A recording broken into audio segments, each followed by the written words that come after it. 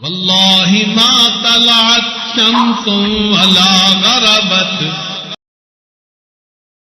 یہ ذکر ہماری ضرورت ہے اور اس کو روزانہ کریں. ہم نے بعض لوگوں کو دیکھا روزانہ اخبار پڑھتے ہیں.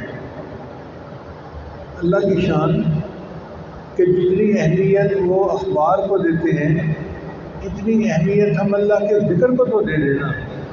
روزانہ 10 منٹ 15 منٹ آدھا گھنٹہ ضرور مصلی پہ بیٹھیں کہ یہ تو مجھے بیٹھنا ہی ہے. صبح و شام یہ معمول پکا کریں. صبح کا وقت تو ویسے بھی نور پیر کا ویلا ہوتا ہے. ہماری زبان میں کہتے ہیں نور پیر کا ویلا، یعنی پیروں کے جو بتائے ہوئے معمولات ہوتے ہیں ان کو کرنے کا وقت ہوتا ہے. نبی علیہ السلام ایک ہفتے کے لیے غار حرا میں تشریف لے جاتے تھے. اس وقت نہ قرآن اترا تھا نہ نماز فرض تھی. اگر یہ دونوں چیزیں نہیں تھیں تو پھر غار حرا میں نبی علیہ السلام کرتے کیا تھے؟ محدثین نے لکھا ہے کہ اللہ کا ذکر کرتے تھے، اللہ کے تفکر کرتے تھے. تو یہ اللہ کا ذکر اتنا تو اہم ہے.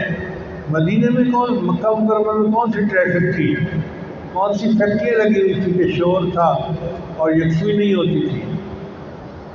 مکہ مکرمہ تو ویسے ہی بہت تھوڑی آبادی والا شہر تھا، پھر بھی اللہ کے نبی صلی اللہ علیہ وسلم اپنے گھر میں یکسوئی ہونے کے باوجود غار حرا میں جاتے تھے.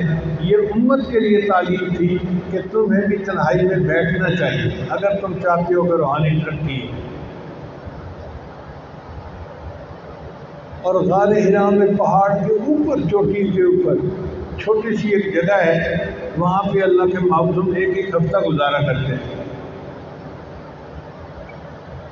اس سے پتہ چلتا ہے کہ ذکر کی کتنی اہمیت ہے کہ انسان وقت نکالے اور تنہائی میں بیٹھے. جب تک ہم تنہائی میں بیٹھنا شروع نہیں کریں گے روحانی ترقی نہیں ہوگی، ہو ہی نہیں سکتی. ہمارے بزرگ تو بہت